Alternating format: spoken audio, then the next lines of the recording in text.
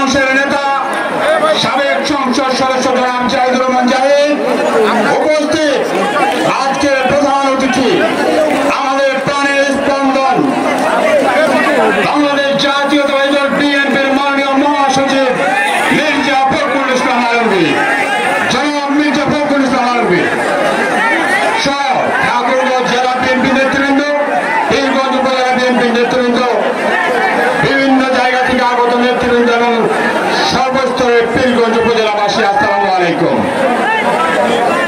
পীরগঞ্জ উপজেলার মানুষ, লাখো মানুষ বিগত দিনে প্রতিকূল পরিবেশে পৌরসভা, উপজেলা এবং শেষ পর্যন্ত সংসদ সদস্য আপনারা নির্বাচিত করেছিলেন।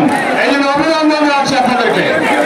আপনাদেরকে একটা কথা মনে রাখতে হবে, সামনে যে নির্বাচন আসছে, শেখ হাসিনার প্রেতাত্মারা কিন্তু এখন আছে, ষড়যন্ত্র করছে। আপনাদের কাছে অনুরোধ, ঐক্যবদ্ধ থাকার কোনো বিকল্প নেই।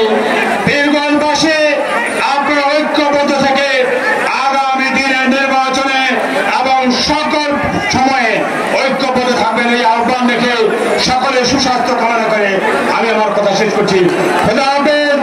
বাংলাদেশ জিন্দাবাদ, বাংলাদেশ জাতীয়তাবাদী দল জিন্দাবাদ, দেশনেত্রী বেগম খালেদা জিয়া জিন্দাবাদ।